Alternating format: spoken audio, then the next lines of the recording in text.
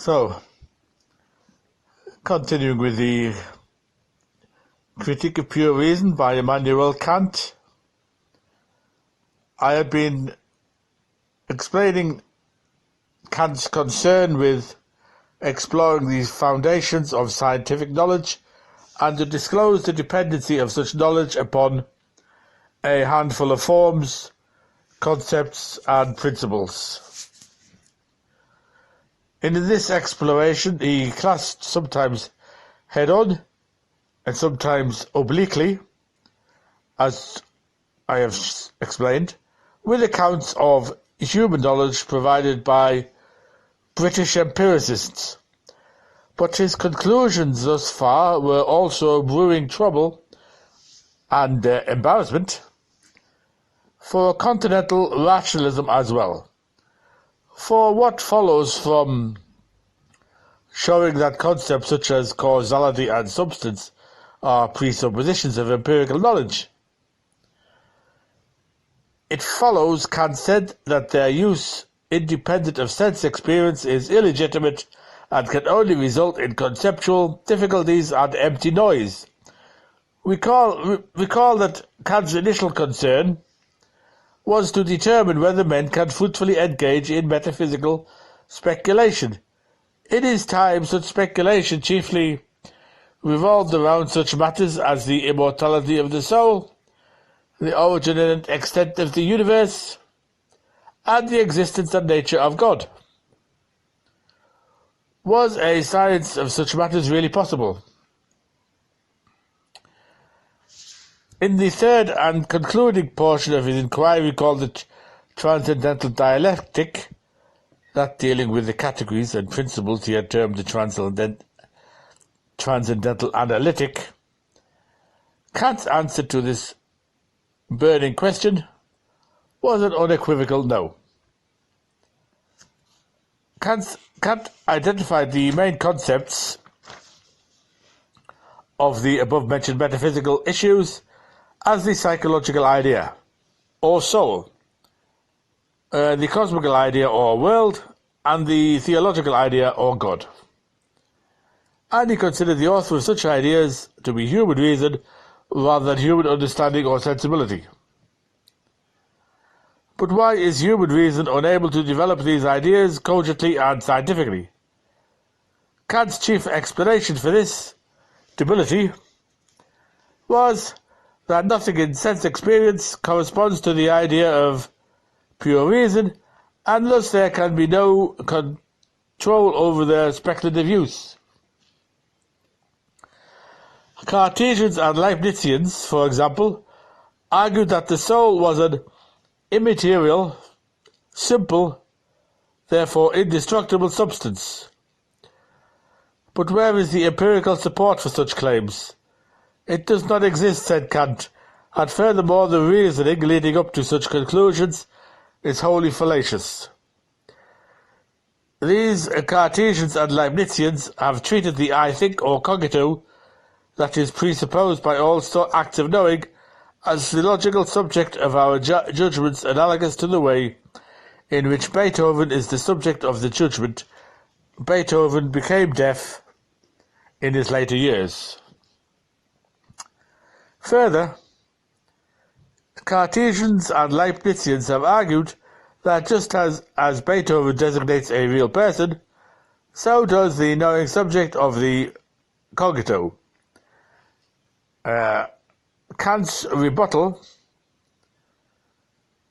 to this argument consisted of saying that it is an analytical truth that acts of knowing presuppose a knower, but the existence of the knower is an empirical question which cannot be inferred from an analytic truth, whose validity is founded upon the meaning of terms.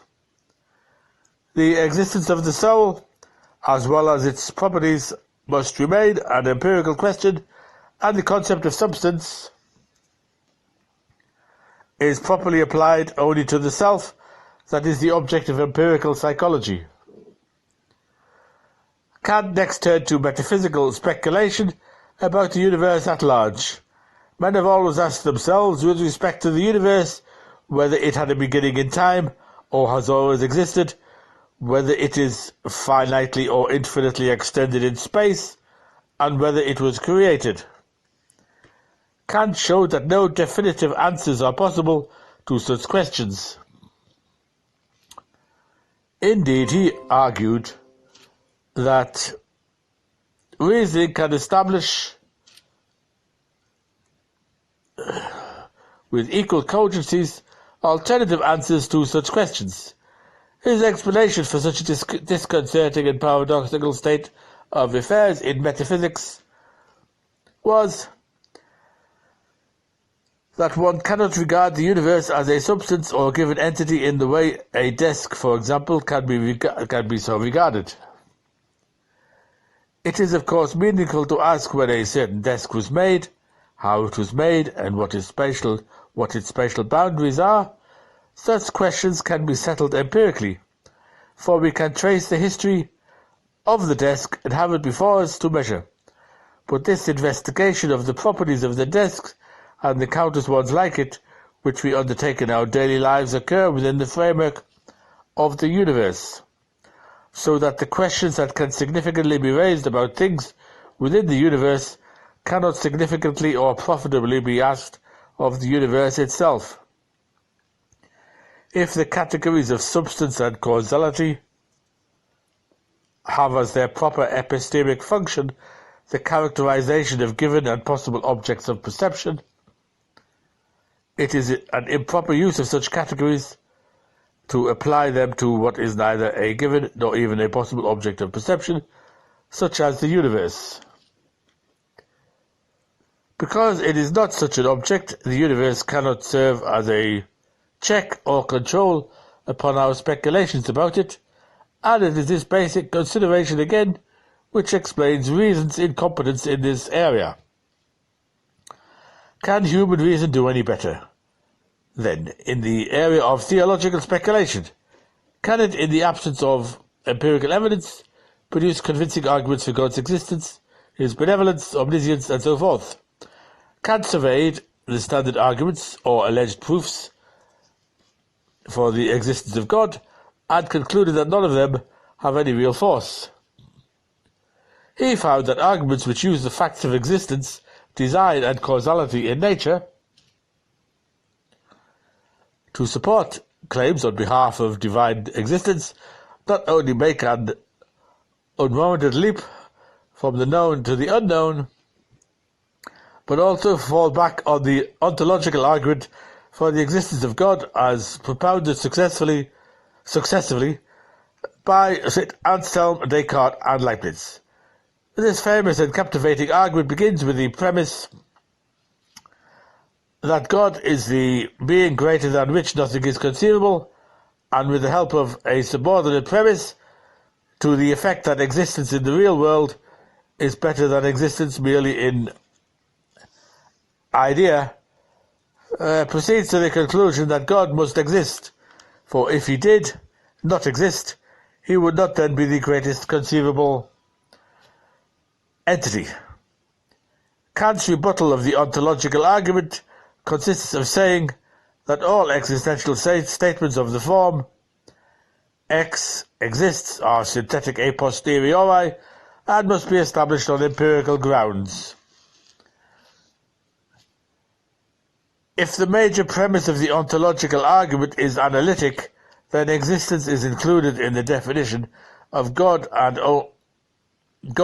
one has in effect defined. If the major premise of the ontological argument is analytic, then existence is included in the definition of God, and one has in effect defined God into existence.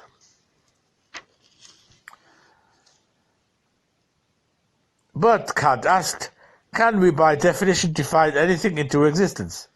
Or must we not look beyond our concept of something in order to determine whether it generally exists? Kant added that it is in any case a mistake to view existence as a predicate like any other, since all statements in which referring expressions such as God occur are subject terms, the existence of the denoted objects is not asserted by such statements, but rather taken for granted in order to see what is attributed truly or falsely to the denoted objects. But if existence is taken for granted in this way, then as far as the ontological argument is concerned, one has assumed the very point in question, and the argument is question-begging.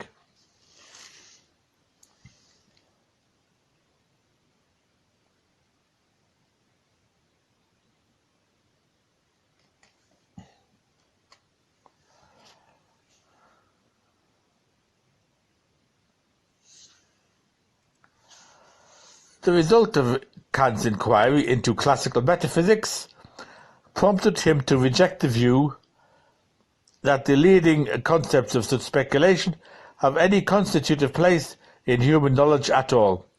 Such concepts do not enter into the web-like structure of our knowledge of the world, as do the categories in his view, but Kant did not progress further to the Humean conclusion that metaphysical works containing these concepts should therefore be consigned to the flames. On the contrary, he argued that although such concepts do not have a constitutive role in human knowledge, they nevertheless have a vital regulative function in the scientific quest, for they posit a systematic unity to the world and so stimulate scientists to look for connections in nature, even between such diverse elements, say, as falling apples and orbiting planets. It is pure reason, with its concepts of an ordering, purposeful and wholly rational God, for example, which proposes for investigation the idea that the world created by God must be rationally constructed throughout and so reward experimental inquiry by men similarly endowed with reason. No other faculty of the mind was for Kant capable of such stirring vision. In this remarkable conclusion to his inquiry into the contributing factors of human knowledge, Kant plainly conceded an enormous importance to pure reason, although not that exactly which rationalists defended. He therefore no more appeased the rationalists than he did the British empiricists. Many philosophers since Kant have appreciated his middle road between rationalism and empiricism, even if they have not been able to accept the details of this reasoning, and they have accredited Kant with the rare ability to raise problems worthy of philosophical investigation.